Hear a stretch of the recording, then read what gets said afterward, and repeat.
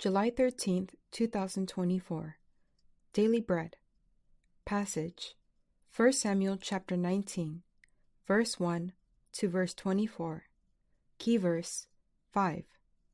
Title: Jonathan advocated for David. Saul told his son Jonathan and all the attendants to kill David. But Jonathan had taken a great liking to David and warned him, "My father Saul is looking for a chance to kill you. Be on your guard tomorrow morning. Go into hiding and stay there. I will go out and stand with my father in the field where you are. I'll speak to him about you and will tell you what I find out." Jonathan spoke well of David to Saul, his father, and said to him, "Let not the king do wrong to his servant David. He has not wronged you, and what he has done has benefited you greatly. He took his life in his hands when he killed the Philistine. The Lord won a great victory for all Israel, and you saw it and were glad. Why then would you do wrong to an innocent man like David by killing him for no reason?"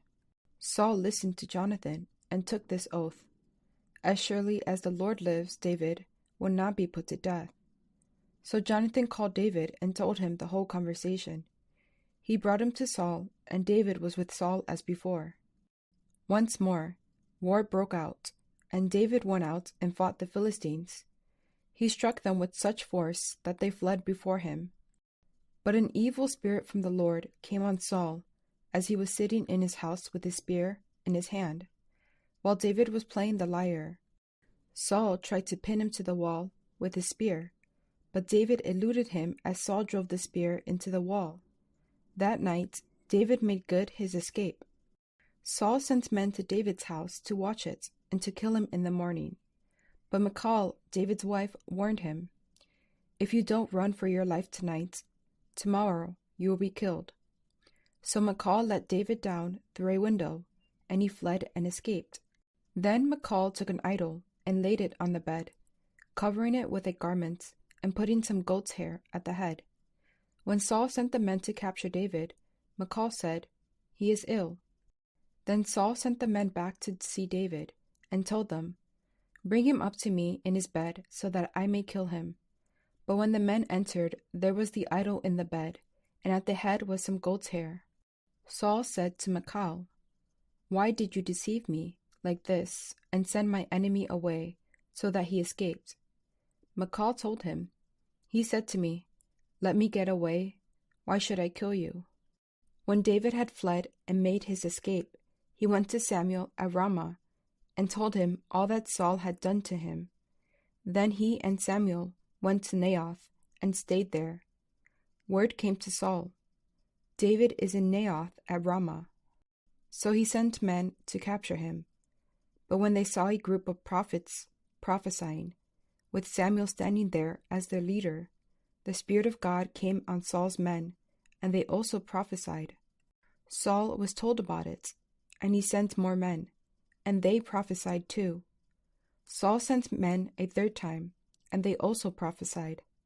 Finally, he himself left for Ramah and went to the great cistern at Seku, and he asked, "Where are Samuel and David?"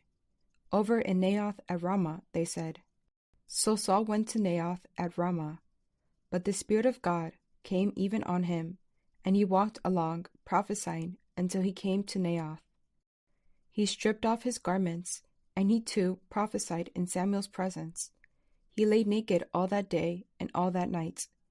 This is why people say, "Is Saul also among the prophets?" Daily Bread message. Because of his jealousy, King Saul gave orders to all his attendants and to his son to kill David. But Jonathan warned David and interceded for him, reminding Saul of David's faithful service to him and the nation. Saul listened and vowed that David would not be put to death. Jonathan reminds us of Jesus, our true friend.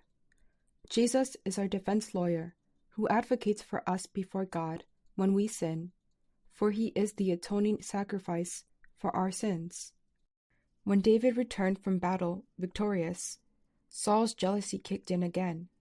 Saul threw his spear at David, but David eluded him. Saul sent men to David's house to kill him, but Michal helped David to escape. He went to Samuel at Ramah and stayed with him. When Saul sent men to capture him, God protected him in a strange way. Those who came, including Saul himself, were overcome by the Spirit of God and prophesied. The Spirit of God could overpower and subdue the spirit of envy, hatred, and murder that was gripping Saul. Prayer. Lord, thank you for being my advocate before God.